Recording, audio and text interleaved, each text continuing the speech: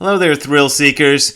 So, one of the thrill seekers, a friend of the channel, apparently, Johnny Samadhi, I love that nickname or whatever that is, left a comment on yesterday's video. And yesterday's video, in case you didn't watch it, was about the question of do you need to be a monk to be enlightened? And TLDR version, I basically said, no, I don't think so. Well, here is Johnny Samadhi's response. Hey friend, sorry, but no one has become enlightened by 2 30-minute sessions per day. I think he means 30 minutes of Zazen twice a day, which is what my teacher Nishijima Roshi recommended to his students, and it's what I basically do. Of course, I do a bunch of Zazen when I go on retreats and stuff, but daily practice is about that much. If that would do anything, Zen monks wouldn't be doing 5 hours per day average, and 15 hours a day during sesshin? Maybe not quite 15, but yeah, it's a lot.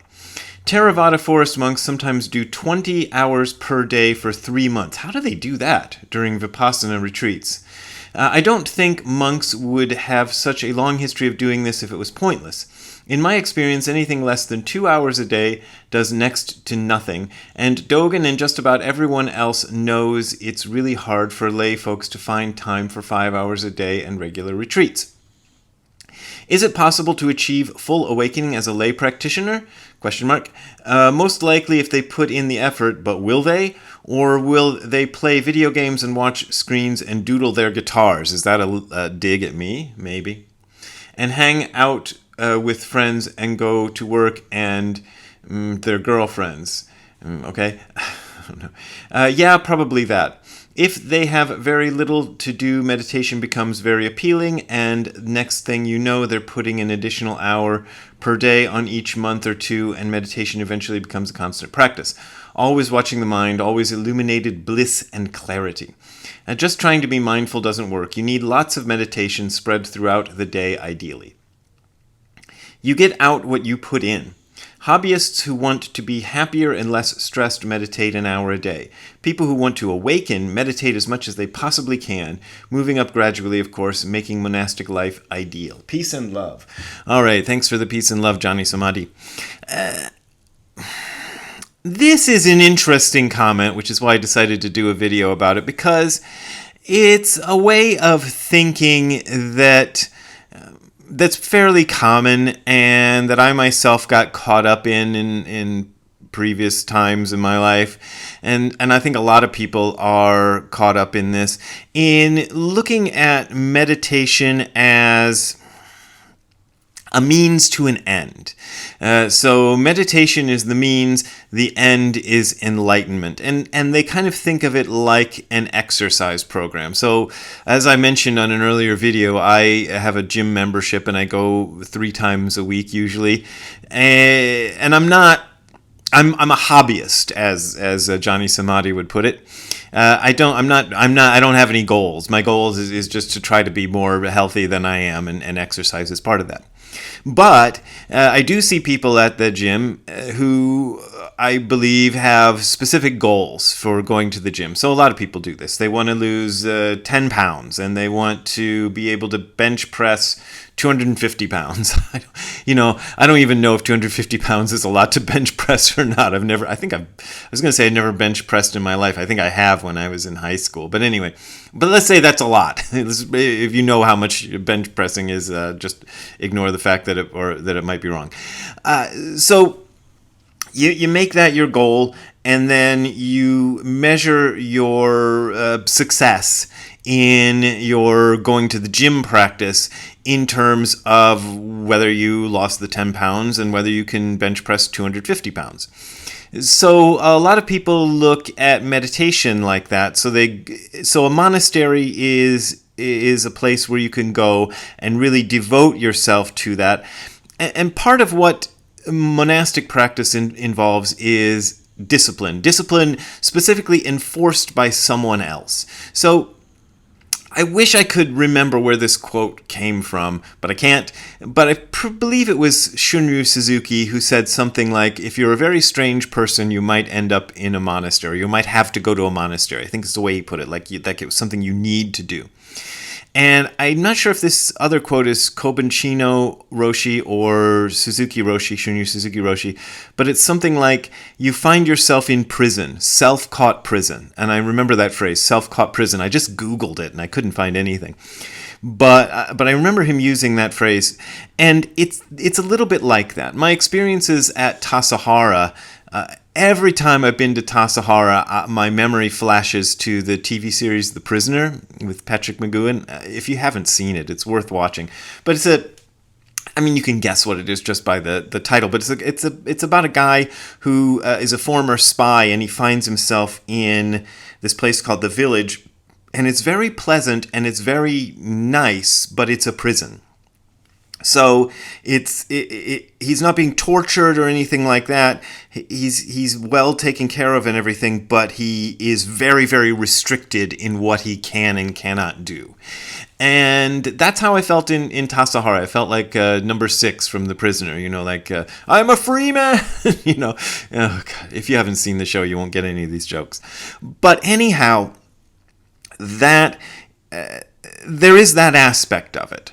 And in fact, I remember reading somewhere that the original idea of a penitentiary came out from Americans. This is my bad memory, and somebody can correct me if I'm wrong, who wanted to do something better with prisons when the United States was started, and a penitentiary was meant to be an alternative to a prison in which you'd basically, instead of being sentenced to go into a prison, you were sort of sentenced to go and do a kind of monastic, almost quasi-monastic practice.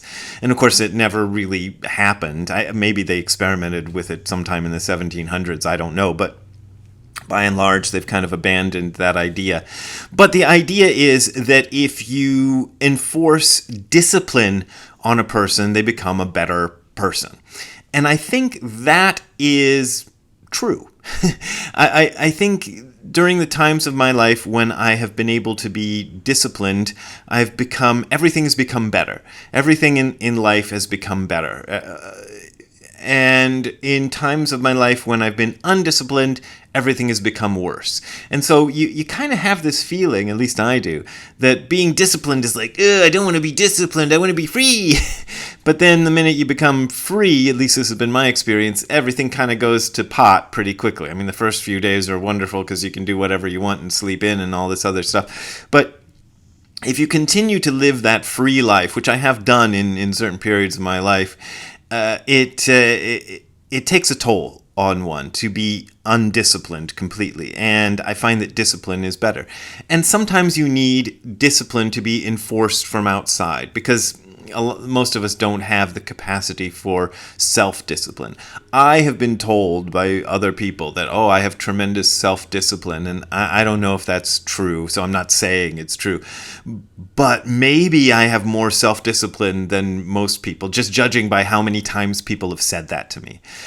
But I'm still not as disciplined when I'm self-disciplined as I have been when I've gone to a place like Tassajara. And I've never actually been to the so-called practice period, which is their version of an Ango at Tassajara. I've only been at the summers, but at the summers there is a kind of, it's less restrictive, but there is a monk's discipline that goes on in the summer at Tassajara too. It's not, like I say, not quite as heavy as the one in the practice period, but it's good. It helps to have discipline enforced from the outside. And then, like Johnny Samadhi says, you can devote yourself to meditation. One of the reasons you can devote yourself to meditation in that kind of situation is somebody else is taking care of stuff. Now, that's one aspect which when I was thinking through this video, I didn't even think of that. So I'm just going to improvise. But that's one aspect of the whole monastic thing that often gets lost, is that monastics, you couldn't have a whole society of monastics. When I look at certain countries in the Middle East, from my very far away perspective, it almost looks to me like the theocracies there are trying to create a society where everybody is a monastic. And it doesn't seem to work very well. Not only do people rebel against that, but if everybody's a monastic, who's going to do all the stuff that needs to be done to support life? So that's one of the aspects of monasticism that I think is important to remember, is if you choose to be a monastic, you're actually putting a bunch of the responsibility that you would have in life onto somebody else. Now, it's sort of spread out, ideally, onto, the society as a whole, but still, you're kind of useless to society, which is why, again, this is me improvising off the top of my head, but this is why monks in the past have often sought to do something to make themselves useful. In Asia, what they usually do has to do with merit, and how the monks are getting merit from doing their practice, and they'll transfer that merit to the people of the wider community. Which is like, you have to believe that's a real thing in order for that to work. And a lot of people don't believe it, especially around in this country. Nobody believes that. In Europe, monastics would do things like brewing beer and stuff, which, society can go, oh, look, we'll drink some monk beer. So they do things to make themselves useful to society because they're kind of otherwise a drain on society. That's how it is. Now, back to the things I thought through and wanted to talk about. One of the ideas that is, I think, and I'm not trying to put this on you, Johnny Samadhi, if you're watching, but one of the ideas that I think is embedded in this idea of meditation as a means to an end is that enlightenment equals an enlightenment experience.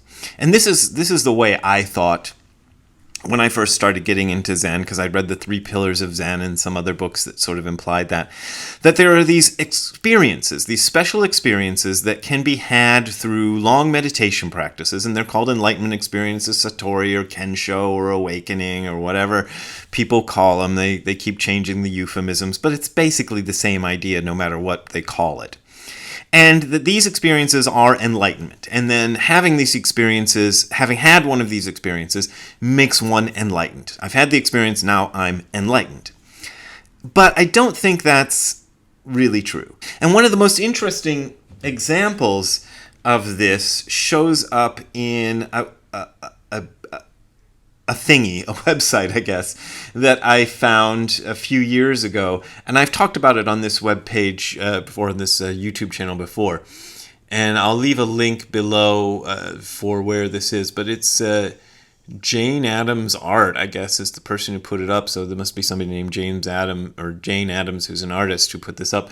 And it's called a resonance between two models, Leonard Cohen and Ramesh Balsekar. So Leonard Cohen is, of course, the singer. Let me see. If you want a lover, I'll be your man. I can't remember my Leonard Cohen lyrics, but that guy who just passed away, and he was a Zen monk for a number of years. He lived up at Mount Baldy Zen Center, which is behind me as I speak. It's not too far, just a few miles up the mountain from where I live right now. He spent years there under the supervision of Joshu Sasaki Roshi, so he's a legit Zen monk. Even though most people think of him as a singer, he is totally legit Zen monk who did full-on monastic practice for a number of years.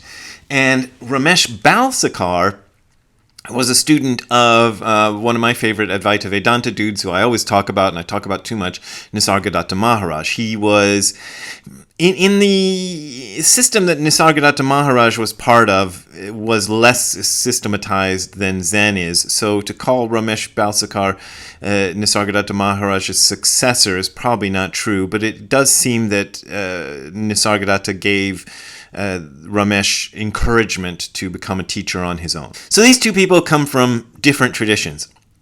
And the Advaita Vedanta tradition,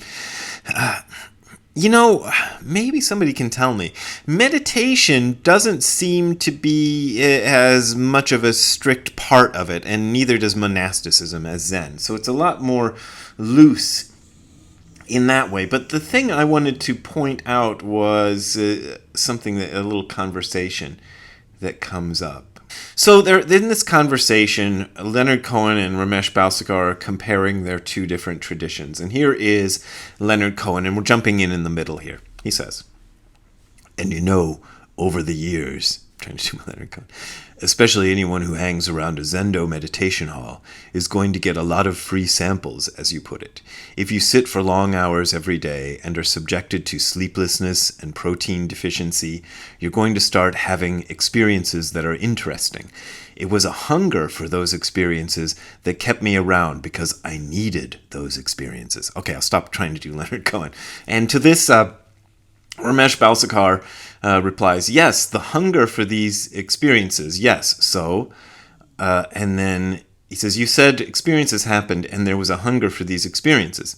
And Cohen answers, there was a hunger to maximize, to continue, agreed for those kind of experiences develops, which is what happens in monasteries.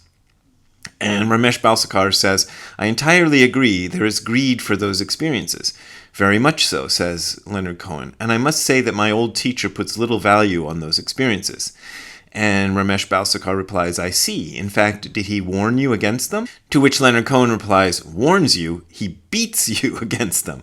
And so forth, and that's the conversation. But the point I wanted to make is that free sample.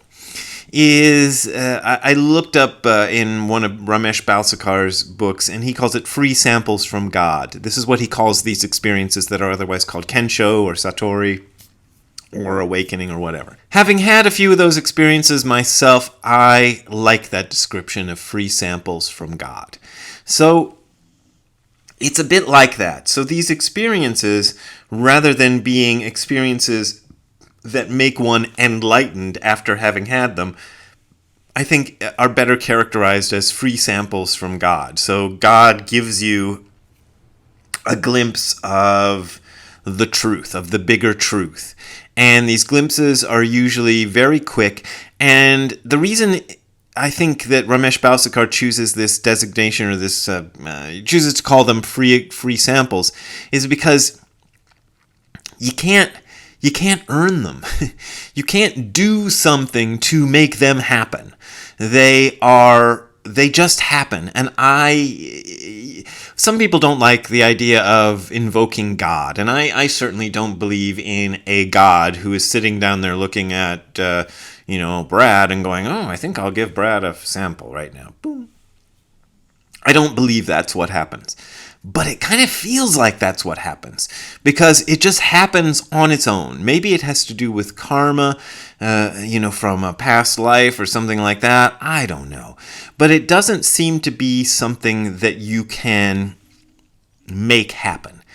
But a monastic practice will tend to quieten the mind and make one more able to notice these things. I have a suspicion that experiences like this are more available than we think, but that most of us just miss them. They happen and we don't even notice it. There's a line in one of Dogen's works where he says, don't think that you will necessarily notice your own enlightenment. So there's these experiences that can happen and they're wow. And people go to monasteries and try to get those experiences to happen. One of the most interesting sort of experiences I ever had at Tassajara was I went there one time. It was for what they call the interim, and it's between their monastic practices. They shut down the monastery and have kind of a skeleton crew work the place, and I got to be one of that skeleton crew 1 year. When I arrived, there were still people who had gone through the practice period which is 3 months, or maybe it's more like 4 months of just really intensive practice. An ango is what they're called in Japanese, where you're just practicing. I mean, you're not doing zazen 24 hours a day or 20 hours a day or anything, but you're doing a lot of zazen and you're not allowed to leave, and it's very restricted, and it's even more of a self-caught prison than normally. So there were still some people around, a handful of people who hadn't gone home yet who'd been through that.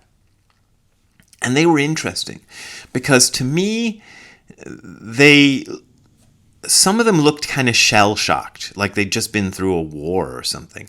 And other ones seemed to be full of this kind of arrogance, like, "Huh, you pitiful mortal, you do not know the things of which I have seen." There was that attitude coming from people. And I thought, that's what happens to you when you do these kind of practices. Maybe. I could be wrong. But that's the way it appeared to me. There was sort of, like you can't possibly understand And so it's this hunger for these experiences and this kind of greed for these experiences that develops in the monastic practice. And what am I saying? I'm not saying jhani samadhi is necessarily wrong. You're going to be much more likely to have these kind of experiences if you do a heavily disciplined kind of monastic practice, whether in a monastery or on your own. But whether these experiences constitute enlightenment or awakening is something I deeply question. Because there's this other thing going on in monastic practice, which is a kind of indoctrination. And it happens no matter what. At some places, there's more of it than others. But there's this, it's supposed to be under the guise of studying and understanding the philosophy, and that's good. But what often it strays into is uncomfortably close to a kind of re-education camp. And the re-education is being administered by people who we are supposed to believe are themselves enlightened and know better. But are they? Or did they just get themselves into that position somehow through politics and whatnot, and now they're going to indoctrinate you in the proper way of thinking, So yeah, I'm going to leave that at that. I'm not even going to follow that thread. What I'd really like to do, and I'll send this video to him and we'll see if he responds, is talk to Shozan Jack Haubner, author of, what is it called? Single White Monk and Zen Confidential, who does a YouTube channel too, I think called Zen Confidential. I'd like to talk to him about this because he spent a lot of time in the same monastery as Leonard Cohen, actually with Leonard Cohen. So he might have something to say about this subject, and we'll see if we can maybe have a convo about it. Okay, I went on long enough. If you want to contribute to me doing more videos like this, you can go to the URL that you're seeing on the screen below, which is hardcorezen.info/donate. That is hardcorezen.info/donate. There you'll find links to my PayPal and Patreon accounts. Those are my main ways of making a living, usually my only way of making a living, so I appreciate your support. But as always, you don't got to support me if you don't want to support me. Okay, we will see you next time. Have a good time all the time. Bye. Hey, Ziggy, you up on the couch again? All right, did you enjoy that lecture? What did you think of that? What do you think of me? Like, you see me all the time just talking to myself. That must seem weird to you, huh? And here I am talking to you, and you don't know what I'm saying. All right, we'll talk to you later, Ziggy. Bye.